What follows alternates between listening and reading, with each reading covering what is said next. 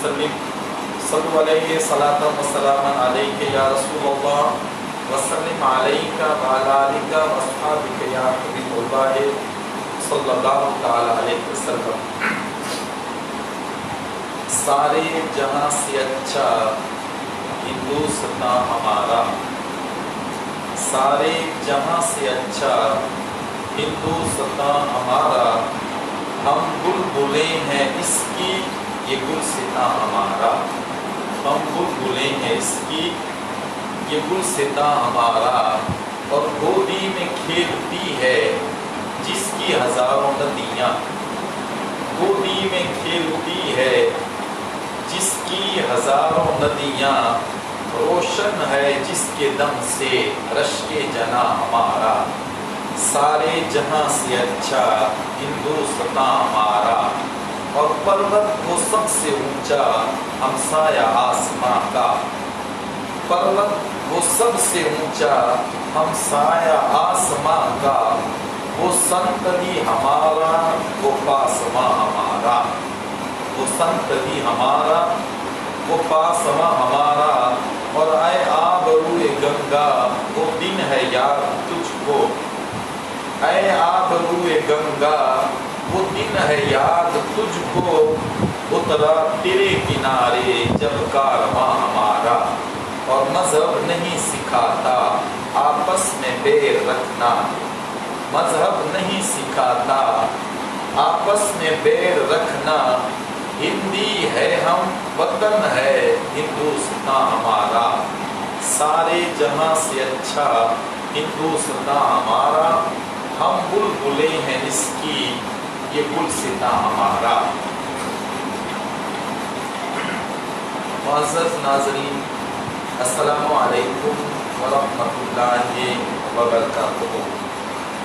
سب سے پہلے سارے ناظرین اور سارے فرینڈ کو میری طرف سے ماہ رمضان المبارک کی رحمتیں، برکتیں اور اللہ کی طرف سے مغفرتیں سب کو بہت بہت مبارک ہو۔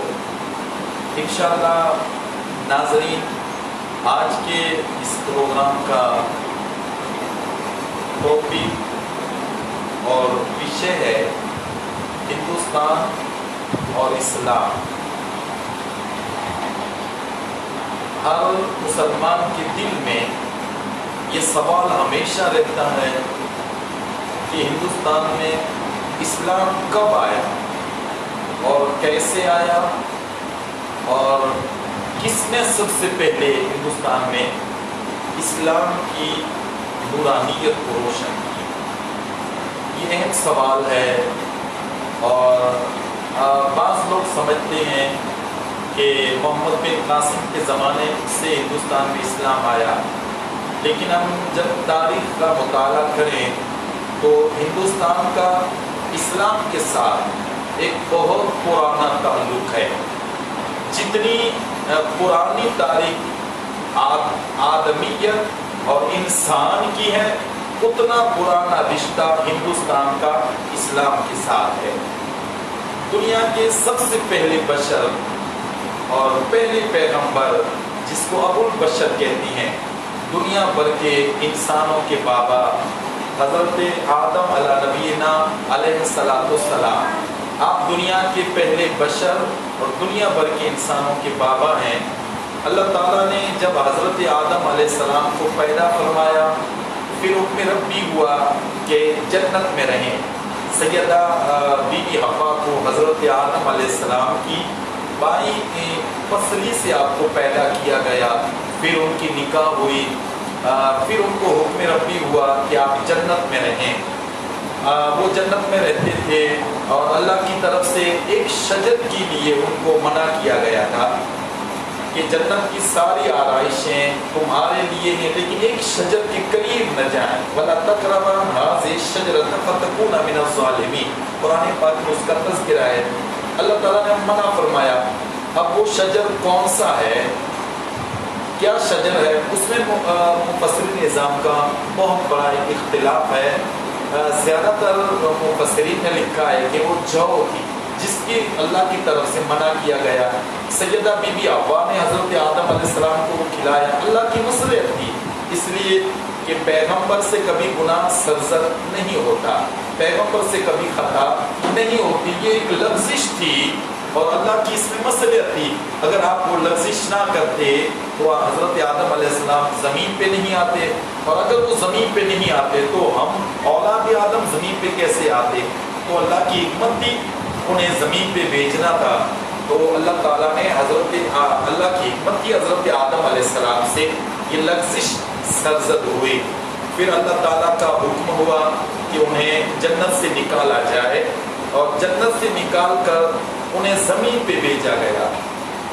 مفسرین نظام لکھتے ہیں وہ جب زمین پہ آئے تو سب سے پہلا قدم حضرت آدم علیہ السلام کا ملک ہندوستان کے سری لنکا کے علاقے میں آپ کا پہلا قدم پڑا. حضرت آدم علیہ السلام زمین پہ اترے تو ہندوستان میں اترے، اور یہ سری لنکا قدیم ہندوستان کی آپ تاریخ دیکھیں تو یہ ہندوستان اتنا نہیں تھا جتنا آج ہے. قدیمی ہندوستان اگر آپ تاریخ میں دیکھیں، پرانا ہندوستان، تو یہ سری لنکا بھی ہندوستان کا حصہ تھا، اور یہ پاکستان بھی ہندوستان ہی کا حصہ تھا، یہ بنگلہ دیش بھی ہندوستان کا حصہ ہے، یہ برما بھی ہندوستان کا حصہ ہے. بہت بڑا ہندوستان تھا. تو سری لنکا میں حضرت آدم علیہ السلام اترے. اس طرح سے اسلام کی پہلی نورانیت کی شمع، یہ نور کی شمع، اسلام کی شمع سب سے پہلے ملک ہندوستان میں روشن ہوئی. اس لیے تو علامہ اقبال نے پکار کر کہا کہ سارے جہاں سے اچھا ہندوستان ہمارا، ہم بلبلیں ہیں اس کی یہ گلستاں ہمارا.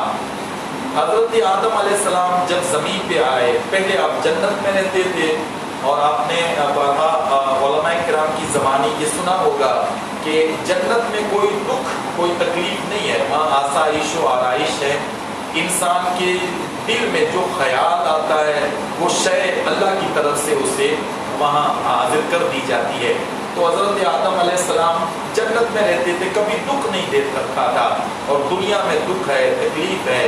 حضرت آدم علیہ السلام جب زمین پہ آئے تو آپ کا دل گھبرانے لگا. تو آپ کی اطمینان قلب کے لیے، آپ کے دل کی بے قراری کو ختم کرنے کے لیے اللہ تعالیٰ نے حضرت جبریل امین کو بھیجا، اور حضرت جبریل امین نے آدم علیہ السلام کی دل کی تسکین کے لیے آپ نے اذان پکاری، اللہ اکبر اللہ اکبر اشہد ان لا الہ الا اللہ. پوری اذان حضرت جبریل امین نے پکاری. یہ اذان جو آج پوری زمین کی، آپ پوری زمین کو دیکھیں اور پوری زمین کے خطے خطے پہ آج اللہ اکبر کی صدا بلند ہوتی ہے. یہ اذان کی سب سے پہلی صدا ملک ہندوستان سے گونجی ہے، اور آج الحمدللہ پوری دنیا میں اللہ اکبر کا نعرہ بلند ہو رہا ہے. تو حضرت جبریل امین نے سب سے پہلی اذان بھی ملک ہندوستان میں پڑھی. اور حضرت آدم علیہ السلام کے بعد دوسرے پیغمبر ہیں حضرت شیس علیہ السلام. اللہ تعالیٰ نے نور پاک مصطفیٰ سرکار دو عالم صلی اللہ علیہ وسلم کا نور پاک پہلے حضرت آدم علیہ السلام کی پیشانی میں رکھا، پھر منتقل ہو کے حضرت شیس علیہ السلام کی پیشانی میں منتقل ہوا. اور یہ ذات پاک مصطفیٰ ہے جس کے لیے اللہ تعالیٰ نے پوری کائنات کو پیدا کیا. یہ زمین، یہ آسمان، یہ چاند، یہ ستارے، یہ جنت، یہ آسمان، یہ عرش، یہ کرسی، یہ لوح و قلم، ساری شے اور ساری کائنات صدقہ مصطفیٰ میں پیدا کی ہے. حدیث قدسی ہے، سرکار دو عالم صلی اللہ علیہ وسلم نے فرمایا، اللہ فرماتا ہے لولا کلمہ خلقت الافلاک، اے میرے حبیب اگر تجھے پیدا نہ کرتا تو کائنات کی کوئی شے پیدا نہ کرتا. اس لیے اعلیٰ حضرت عظیم البرکت شاہ امام محمد رضا خان فاضل بریلوی رضی اللہ تعالیٰ عنہ آپ فرماتے ہیں کہ زمین و زمان تمہارے لیے، مکین و مکان تمہارے لیے، اور چنین و چنا تمہارے لیے، آقا بنے دو جہاں تمہارے لیے، اور دہن میں زبان آقا تمہارے لیے، بدن میں ہے جان تمہارے لیے، ہم آئے یہاں تمہارے لیے اور اٹھے بھی وہاں تمہارے لیے. اور صبا وہ چلے کہ باغ پھلے، کہ پھول کھلے، کہ دن ہو بلے، لوا کے تلے ثنا میں کھلے، رضا کی زبان تمہارے لیے۔ ساری کائنات کو اللہ تعالیٰ نے ذات پاک مصطفیٰ صلی اللہ علیہ وسلم کے صدقے میں پیدا کی۔ وہ نور پاک مصطفیٰ حضرت آدم علیہ السلام کی پیشانی سے جب منتقل ہوا تو حضرت شیس علیہ السلام کی پیشانی مبارک میں جلوگر ہوا۔ حضرت شیس علیہ السلام دنیا کے دوسرے پیغمبر ہیں، دوسرے پیغمبر، اور مورخین لکھتے ہیں کہ حضرت شیس علیہ السلام کی مزار بھی ملک ہندوستان کے ایودھیا شہر کے اندر موجود ہے۔ اور امام ربانی مجدد الفسانی رحمۃ اللہ تعالیٰ علیہ سعید شریف میں آپ کی مزار مبارکہ ہے۔ حضرت امام ربانی مجدد الفسانی رحمۃ اللہ علیہ وہ ذات پاک ہے جس کی شان و عظمت سے کون مسلمان ہے جو ناواقف ہے؟ وہ امام ربانی مجدد الفسانی رحمۃ اللہ تعالیٰ علیہ کہ جب اکبر نے اپنا نیا دین الہی نکالا اور کئی علماء کو اس نے خرید لیا، اس وقت واحد ذات تھی جو اکبر کے دین الہی سے ٹکرائی، وہ امام ربانی مجدد الفسانی رحمۃ اللہ علیہ کی ذات پاک تھی۔ اور اللہ امام ربانی مجدد الفسانی رحمۃ اللہ علیہ آپ لکھتے ہیں کہ مجھے فلاں دن کشف ہوا، آپ کی مکتوبات میں یہ چیز موجود ہے۔ آپ لکھتے ہیں کہ فلاں دن مجھے کشف ہوا اللہ کی طرف سے کہ براس، پنجاب کے اندر براس ایک چھوٹا گاؤں ہے، آپ فرماتے ہیں کہ مجھے کشف ہوا کہ براس کی ایک زمین کے اندر 40 انبیاء کرام آرام فرما رہے ہیں۔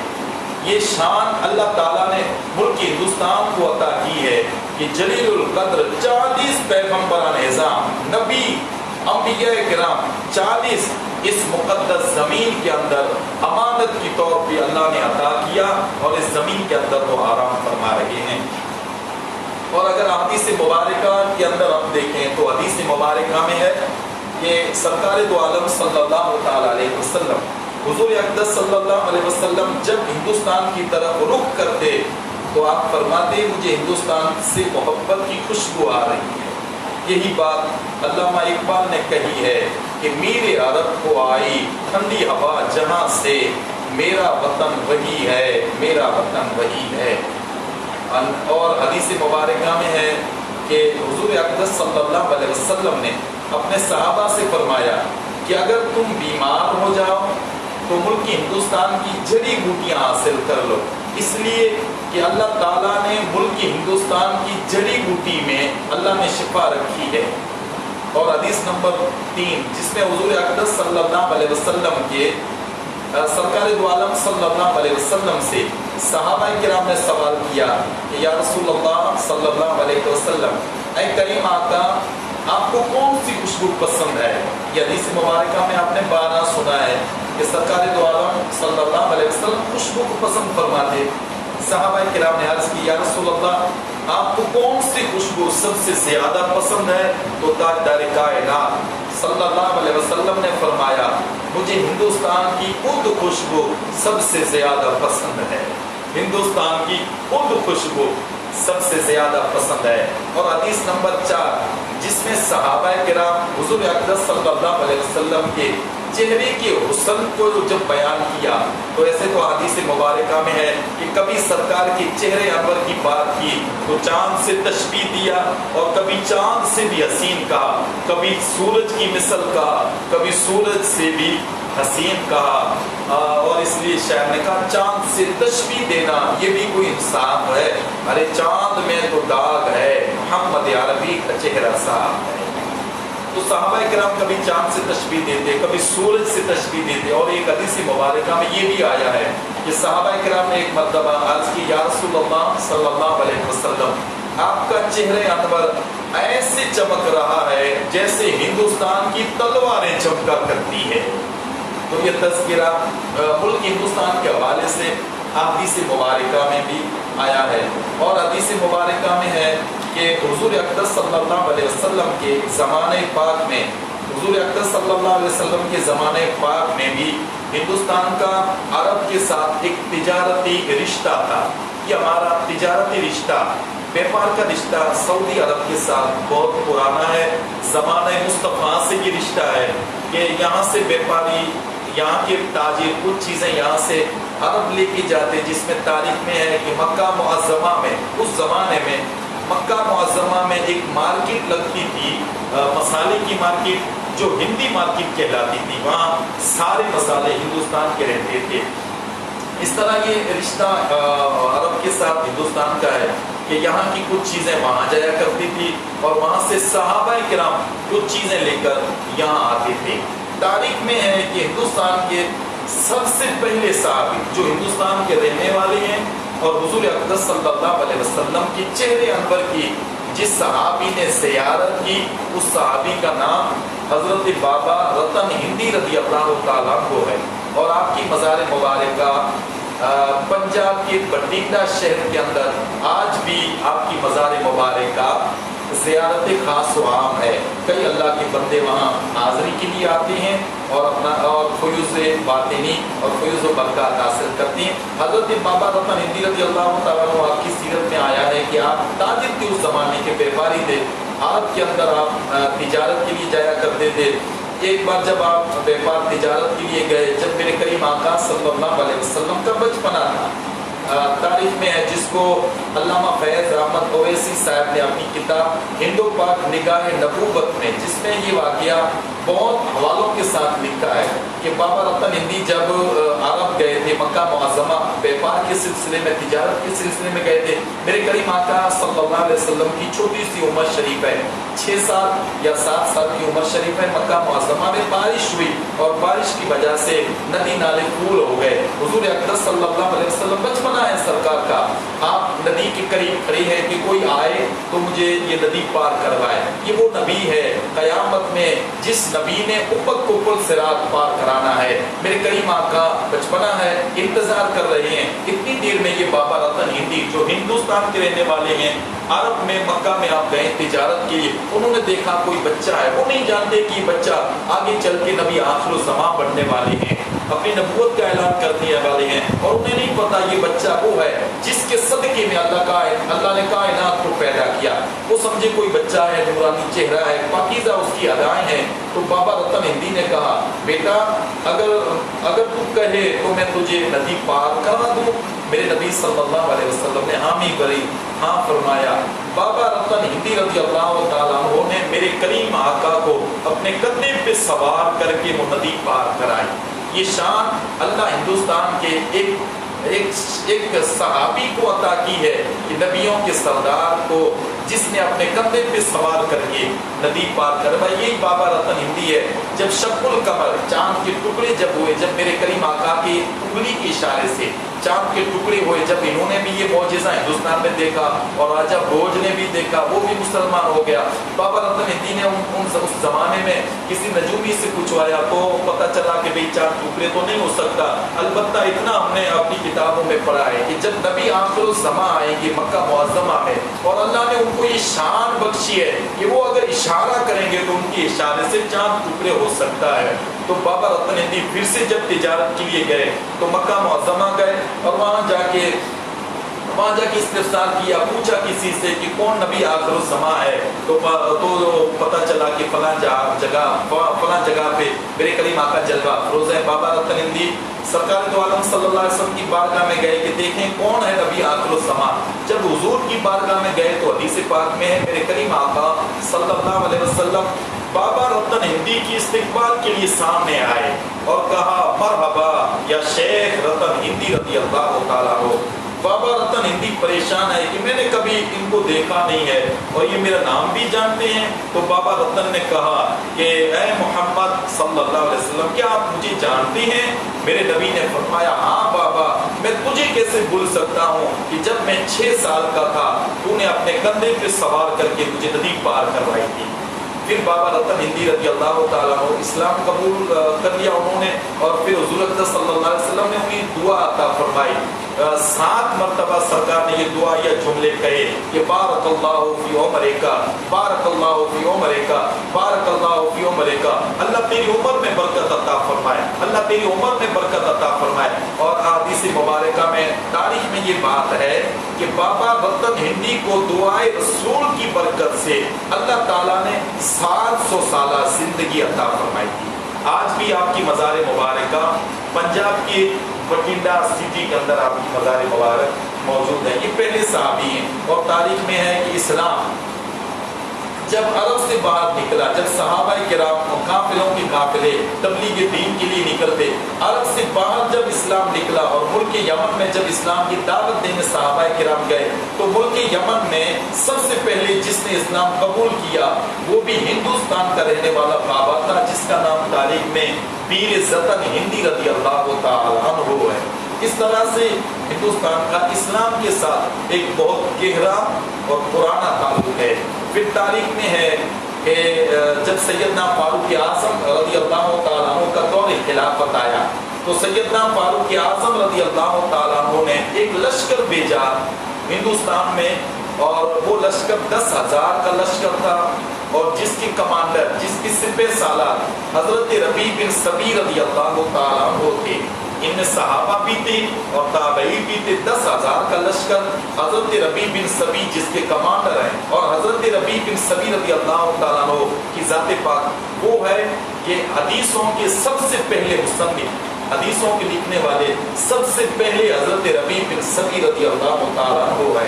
اور تاریخ میں یہ بات، تاریخ بلازری نے یہ بات لکھی ہے اپنی کتاب فتح البلدان کے اندر، عربی کتاب ہے فتح البلدان، جس میں یہ بات لکھی ہے کہ یہ 10,000 کا لشکر صحابہ جب ہندوستان میں آیا اور ہندوستان میں بلوچستان کو فتح کیا، اس کے بعد یہ پورا قافلہ 10,000 کا آیا، جس میں لکھا ہے عربی کتابوں میں کہ پھر ملک کے کچھ کو فتح کیا۔ کچھ کا لفظ بھی تاریخ کی یہ پرانی کتاب میں ہے، جس میں عربی میں اس کچھ کو لفظ کش لکھا ہے، شین کے ساتھ، عربی میں چھ نہیں ہے، اس لیے لفظ شین کے ساتھ اس کو کش لکھا ہے، اور کہیں کسی کتابوں میں اس کو قصہ لکھا ہے۔ تو مورخین نہیں سمجھ پائے کہ یہ کش یا یہ قصہ کیا ہے۔ اصل میں وہ کش اور قصہ سے مراد یہ ملک کچھ ہے جو گجرات کے اندر ہے، یہ ہمارا ملک کچھ ہے۔ 10,000 کا وہ صحابہ کرام اور تابعی کا لشکر ملک کچھ میں آیا، اور ملک کچھ کی زمین کو اللہ تعالیٰ نے وہ مرتبہ اور شان عطا کی ہے کہ اس مقدس زمین نے 10,000 صحابہ اور تابعین کے قدموں کے بوسے لیے۔ پھر یہ لشکر یہاں سے جب نکلا، تاریخ میں ہے بروج کے قریب، بروج جس کو ہم بولتے ہیں عربی میں اس کا لفظ بروج جیم کے ساتھ آیا ہے، بروج کے قریب جب یہ لشکر پہنچا تو ایک وبا، کوئی ایسی وبا اس لشکر میں پھیلی جس وبا سے یہ 10,000 کا لشکر گجرات ہی میں شہید ہو گیا۔ ان کی مزاروں کا تاریخ کے اندر کوئی الیکھ نہیں ہے کہ ان کی مزارتیں کہاں ہے، البتہ یہ بات ضرور ہے کہ وہ 10,000 جس میں صحابہ زیادہ تر اور تابعی، وہ 10,000 صحابہ اور تابعی ملک یہ اپنے گجرات کی سرزمین کے اندر آرام فرما رہی ہیں۔ اور حضرت ربیع بن سبی رضی اللہ تعالیٰ عنہ کی مزار مبارکہ آج بھی کھیڑا ضلع کے آس پاس، دریائی علاقے کے آس پاس میں آپ کی مزار مبارکہ آج بھی ہے، اور بہت لوگ آپ کی مزار مبارکہ پہ حاضر ہوتے ہیں۔ تو سیدنا فاروق اعظم کے دور خلافت میں کچھ میں بھی اسلام کی روشنی آ چکی تھی، اور تاریخ اور آپ حالات دیکھیں تو کچھ میں ایک گاؤں ہے جس کو ابھی بدرسور کہتے ہیں، کچھ کے مندرا تعلقے میں یہ گاؤں ہے بدرسور، جو ایک چھوٹا سا گاؤں ہے۔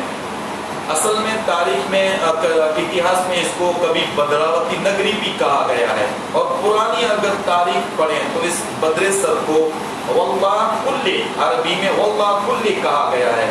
اور تاریخ میں ہے کہ مانڈوی بندر بعد میں بنا تھا، اس سے پہلے بندر یہ بدرسور تھا۔ آپ نے تاریخ پڑھی ہوگی کہ پہلے مانڈوی بندر تھا، حجاج کرام یہاں سے کچھ سے حج کے لیے جاتے تھے تو مانڈوی سے جاتے تھے، یہاں سے جہاز حج کے لیے جایا کرتا تھا، تو مانڈوی بندر بعد میں بنا، اس سے پہلے بندر یہاں بدرسور میں تھا۔ اور تاریخ میں یہ بات کئی لوگوں نے سنی ہے، یہ بات کئی زبانوں پہ رہتی ہے کہ بدرسور میں صحابہ کرام آئے تھے، اور آج کچھ مسجدیں بھی بدرسور میں ہیں، جو ایک مسجد ہے جس کو خیملی مسجد لوگ اپنی عرف عام میں بولتے ہیں، اصل میں اس مسجد کا نام خیمہ مسجد ہے۔ اور تاریخ میں یہ بات ہے کہ دور صحابہ یا دور تابعی میں جب صحابہ اور تابعی व्यापार तिजारत के लिए मुल्क की कच्छ में आते थे, बद्र सर में उतरते और वहाँ वो अपनी तिजारत के लिए आते, वहाँ नमाज पढ़ते। तो एक जगह उन्होंने अलग से मुंतखब कर ली जहाँ वो अपनी नमाज और इबादतें अदा करते। फिर आहिस्ता आहिस्ता वहाँ एक खेमा बना लिया। खेमा जिसको हम अपनी ज़बान में तंबू कहते हैं, अरबी में इसको खेमा कहते हैं। उन्होंने खेमा बना लिया जिसमें इबादत करते थे और आहिस्ता आहिस्ता वहाँ एक मस्जिद बना ली। फिर उस मस्जिद का नाम भी खेमा मस्जिद रख दिया गया। खेमा तंबू के हवाले से उस मस्जिद का नाम भी खेमा मस्जिद रखा और बाज़ वाले लोगों ने उसका नाम खेमा मस्जिद से खेमली मस्जिद बना लिया। और फिर पता नहीं किस तरह से बातें होने लगी कि किसी ने कहा किसने बनाई है और कहा किसी ने बनाई है, ये बातें होने लगी। असल में वो खेमा मस्जिद है। ये बात चल रही, यहाँ सुनते थे हम तारीख दानों से, ये बात सुना करते थे। लेकिन शायद आप लोगों को ये बात पता नहीं होगी कि 2001 में जब भूकंप हुआ था 2000 में, उसके बाद एक जापानीज टीम आई थी कच्छ में, जिस टीम ने मांडवी और बद्रेश्वर पे रिसर्च किया है। हम लोगों को तो इतना टाइम नहीं है कि इस्लामी इतिहास, इस्लामी हिस्ट्री के हवाले से कोई चीज़ देखें। बस अभी तो आम ये रिवाज हो गया है कि जो भी बात सुने उसको फौरन गलत या मौजू या ज़ईफ़ कह देते हैं। बस किसी को इस्लामी हवाले से रिसर्च करने का, तहकीक करने का किसी के पास टाइम तो है नहीं। ये जापानीज टीम थी जिसने मांडवी और बद्रेश्वर पे रिसर्च किया। उन लोगों ने बद्रेश्वर की मस्जिदों पे रिसर्च किया और बद्रेश्वर की मस्जिदों के पत्थरों को उन लोगों ने लेबोरेटरी की। हम लोग ये कहते थे कि ये ज़माने रसूल की मस्जिद बनाई हुई है जो बद्रेश्वर में है, लेकिन बहुत इसमें इख्तिलाफ चल रहा था। वो जापानीज टीम ने इसकी लेबोरेटरी की और उन्होंने एक बुक इंग्लिश में लिखी जिसमें से कुछ ज़रूरी चीज़ें मैंने निकाली है, मेरे पास वो मौजूद है। वो टीम ने बद्रेश्वर पे रिसर्च किया, वहाँ के पत्थरों को लेबोरेटरी की, मस्जिद खेमा के पत्थरों को लेबोरेटरी की और वहाँ की कब्रस्तान जिसमें एक मज़ार है जिसको गाँव वाले पंजोरा पीर कहते हैं, वल्लाहु आलम उसका उन बुजुर्गों का असली नाम को क्या है। वहाँ कब्रस्तान के पत्थरों को लेबोरेटरी किया उन लोगों ने, खेमा मस्जिद के पत्थरों को लेबोरेटरी किया और उन्होंने ये बात जाहिर की कि लेबोरेटरी में ये रिपोर्ट आया है कि इस कब्रस्तान के पत्थर में से कुछ पत्थर 1200 साल पुराने हैं, कुछ पत्थर 1300 साल पुराने हैं और मस्जिद खेमा के पत्थर 1400 साल पुराने हैं। यानी ये बात साबित हुई कि वो मस्जिद खेमा मस्जिद जिसको कहते हैं ये ज़माने मुस्तफ़ा में बनी थी और सहाबा किराम ने बनाई है। आज भी वो मस्जिद वहाँ मौजूद है, ज़ईफ़ी हालत में अगरचे है लेकिन मौजूद है। कोई आज नमाज पढ़ नहीं सकता, वहाँ ऐसी जगह भी नहीं रखी है कि कोई आदमी आसानी से नमाज अदा कर सके। बस ये हमारी कम नसीबी समझें या जो भी समझे, वरना ये जगह, ये जा तो वो है, ये मुसल्ला, ये जा नमाज वो है कि जहाँ सहाबा किराम ने नमाज अदा की होगी, जहाँ ताबईन ने नमाज अदा की होगी, वहाँ अगर हम कोई नमाज अदा करते तो हमारा यकीन और ईमान तो ये है कि वहाँ 2 रकात अदा करते, वो 2 रकात के बरकत से अल्लाह ताला हमारी ज़िंदगी भर की नमाजों को कबूल कर देगा। और बद्रेश्वर में एक मज़ार है जिसको गांव वाले लाल शाहबाज कलंदर रहमतुल्लाह अलैह के नाम से याद करते हैं। हालांकि लाल शाहबाज कलंदर वो नहीं है, ये जापानीज टीम ने उस पर रिसर्च किया कि वहाँ एक शिलालेख लगा हुआ है, वहाँ तारीख लगी हुई है, हिस्ट्री लगी हुई है शिलालेख में, जिसमें लिखा है कि इस मज़ार के बुजुर्ग का नाम हज़रत इब्राहिम शाह रहमतुल्लाह ताला अलैह है और आपकी मज़ार काम का तामीरी काम मज़ार पाक बनी है, उसकी तारीख उसमें लिखी है कि हिजरी सन 200 में हज़रत इब्राहिम शाह रहमतुल्लाह अलैह की ये मज़ार पाक बनी है। कि मज़ार पाक आज भी मदरसों में अल्हम्दुलिल्लाह सही सलामत तौर पे वो मज़ार मौजूद है जो हिजरी सन 200 में बनाई गई है। यानी आज से 1250 साल पहले वो मज़ार पाक बनी है।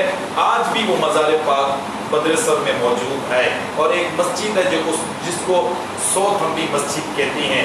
इस तरह सहाबा किराम और ताबईन का आना बाज़ किताबों के और बाज़ चीज़ों के हवाले से कुछ निशानात हमें और कुछ नुकूश हमें नज़र आते हैं। अल-किस्सा मुख्तसर, फिर दौरे सैयदना उस्मान गनी आया। उस्मान गनी के दौरे खिलाफत में भी باقاعدہ صحابہ کرام ہندوستان میں آتے تھے تجارت کے لیے، اور ملک عرب سے وہ کپڑا لے کے آتے تھے، یہاں کپڑا بیچتے تھے، اور یہاں سے وہ گرم مسالہ جس میں دال چینی جس کو کہتے ہیں، ہم اپنی زبان میں اس کو تج کہتے ہیں، دال چینی، کالی مرچ جس کو ہم مری کہتے ہیں، اور گرم مسالہ جس کو لونگ بولتے ہیں، یہ ساری چیزیں صحابہ کرام یہاں سے لے کے جاتے تھے، عرب میں بیچتے تھے، اور عرب سے کپڑا لے کے آتے تھے، ہندوستان میں بیچتے تھے۔ اور تاریخ میں ہے کہ صحابہ کرام جب کپڑا بیچنے آتے، کپڑے میں کوئی نقص ہوتا، کوئی عیب ہوتا، تو صحابہ کرام پہلے سے ہندوستان والوں کو بتا دیتے یہ کپڑا ہم آپ کو سستا دیں گے کیونکہ اس میں عیب ہے۔ وہ کہتے آپ کیوں بتا دیا، آپ کو تو پتا نہیں تھا، آپ مہنگائی بیچ دیتے۔ صحابہ کرام کہتے یہی تو ہمارے نبی نے تعلیم دی ہے کہ جس تجارت کے مال میں نقص ہو، عیب ہو، اس سے پہلے اسے آپ بتا دیں، اللہ اس میں برکت دے دے گا۔ اس طرح سے وہ لوگ صحابہ کرام کی اداؤں کردار کے دیوانے ہوتے گئے، اور اس طرح سے اسلام ہندوستان میں پھیلتا چلا گیا۔